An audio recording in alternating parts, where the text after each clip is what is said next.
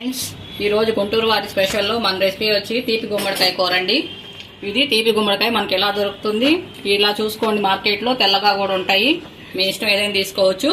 మనకు దీనికి వండుకోవడానికి కావాల్సిన పదార్థాలు: తీపి గుమ్మడికాయ ముక్కలు, ఉల్లిపాయలు, పచ్చిమిర్చి, అల్లం, బెల్లం. ఓకేనా అండి?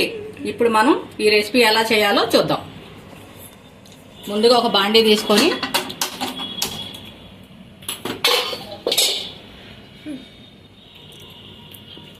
మనం బాండీని వేడి చేసుకున్నాం కదండి, తడిపోయే వరకు. ఇప్పుడు కావాల్సినంత నూనె వాడుకుందాం, మీ ఇష్టం. వేస్తే నూనె వాడుతున్నాము, కొంచెం ఆయిల్ ఎక్కువే పడుతుంది ఈ కర్రీకి.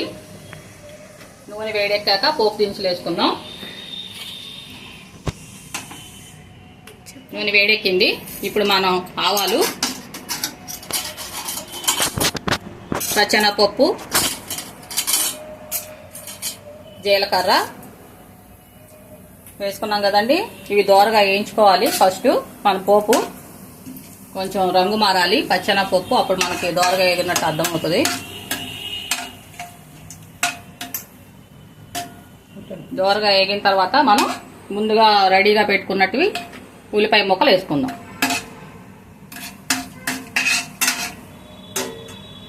ఇది ఆంధ్ర వారి స్పెషల్ అండి. ప్రతి పెళ్లిళ్ళలోనూ ఫంక్షన్లోనూ మ్యాండేటరీగా పెడతారు. మీకు కూడా గుంటూరు వాళ్ళకి ఐడియా ఉండే ఉంటుంది ఈ రెసిపీ. పాత రోజుల్లో బాగా తినేవాళ్ళండి అమ్మమ్మలు, నాయనమ్మలు. అప్పటి వరకు ఇప్పుడు వాళ్ళకైతే పెద్దగా ఐడియా లేదు, కానీ ఆరోగ్యానికి చాలా మంచిది.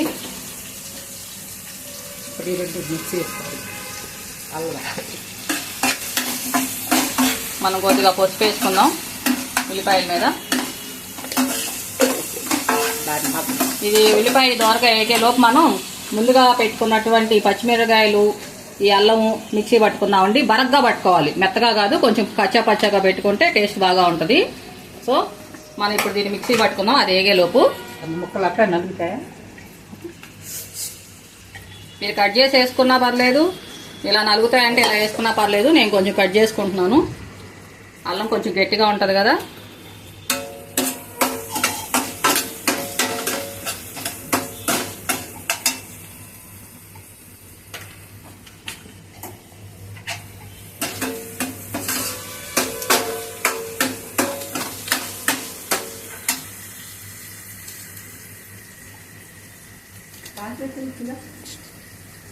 ఓకే అండి.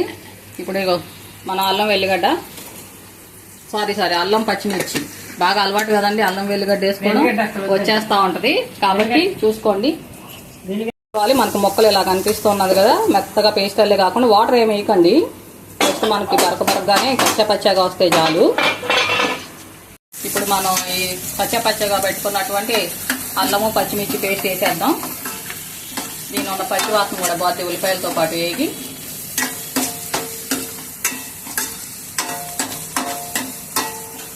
దాని పచ్చి వాసన కూడా వేగేదాకా వేయించుకుందాం.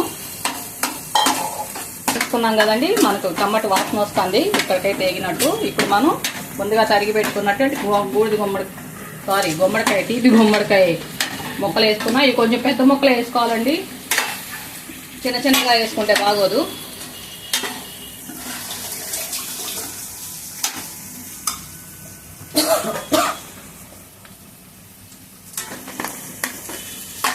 ఇప్పుడు మనం రుచికి తగ్గట్టు ఉప్పు వేసుకున్నాం. ముందు కొంచెం తక్కువ వేసుకోండి, తర్వాత మళ్ళీ ఒకసారి మనం రుచి చూసుకొని సరిపడా వేసుకుందాము.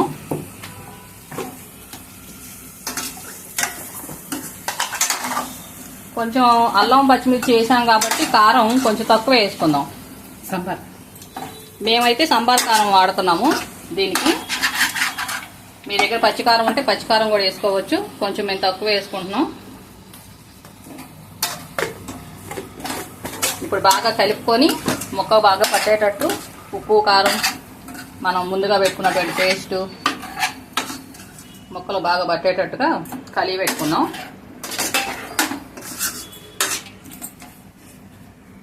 ఓకేనండి, ఇప్పుడు అంతా కలిసిపోయింది. మనం మూత పెట్టుకొని మగ్గబెట్టుకుందాం. ఎంతవరకు ఉడికిందో చూసుకుందాం. కొంచెం మగ్గుతుంది. సో ఇప్పుడు మనం ఏం చేద్దామంటే కొంచెం వాటర్ యాడ్ చేసుకుందాం, అప్పుడు కొంచెం తొందరగా ముక్క ఉడుకుతుంది. ఇప్పుడు నేను కొంచెం వాటర్ యాడ్ చేస్తాను.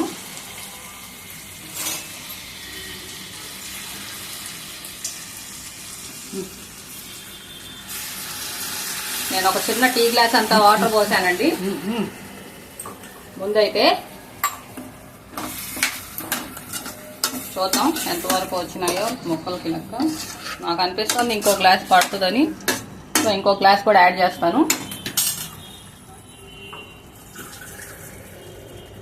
ఇదిగోండి మొత్తం 2 టీ గ్లాసులు వాటర్ పోసాను. కలుపుకుందాం మంచిగా.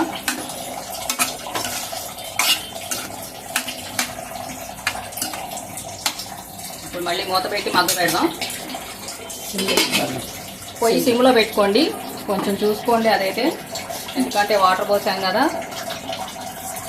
మెల్లగా ఉడుతుంది. ఒక 10 నిమిషాల తర్వాత మళ్ళీ మూత తీసి చూద్దాం. ఇప్పుడు చెక్ చేసుకుందామండి. ఇందాక మూత పెట్టేసాం కదా, బాగా ఇలా దగ్గరగా ఉడికింది, మనకు కనపడుతుంది ఉడికినట్టు. మనకి డౌట్గా ఉంటే కొంచెం స్పూన్ పెట్టి మనం చెక్ చేసుకోవచ్చు, లేదా ఫోర్క్తో కానీ.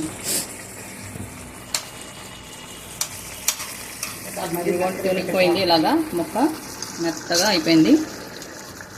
ఇప్పుడు మనం దీనికి లాస్ట్గా మనం బెల్లం వేసుకోవాలి. ఇంకా చూపించాను కదా బెల్లం మీకు మీ తీపికి తగ్గట్టు, అంటే ఒక్కొక్కరు కొంచెం ఎక్కువ తీపి నచ్చుతుంది, కొంతమందికి అంత ఎక్కువ తీపి నచ్చదు. యాక్చువల్గా గుమ్మడికాయలోనే తీపి ఉంటుంది కాబట్టి మనం చూసుకొని మన టేస్టింగ్ బర్డ్స్ని బట్టి స్వీట్ కొంచెం ఎక్కువ లైక్ చేసేవాళ్ళు కొంచెం ఎక్కువ వేసుకోవచ్చు, లేదు మేము కొంచెం తక్కువే అనుకుంటే మీడియం అన్నమాట. ఇలా బెల్లం కరిగేదాకా మళ్ళీ ఒకసారి కలుపుకొని మూత పెట్టుకుందాం. భలే వాసన వస్తుందండి, ఉడికిన వాసన.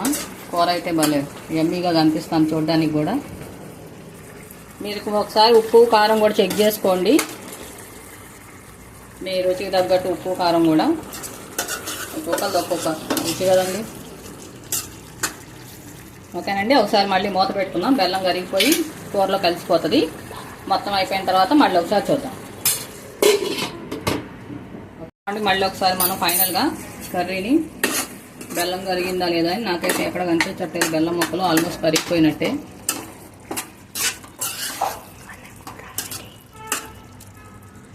కొంచెం ఆయిల్ కూడా కనిపిస్తుంది, ఉడికేసింది, మనకి కర్రీ రెడీ అయిపోయింది.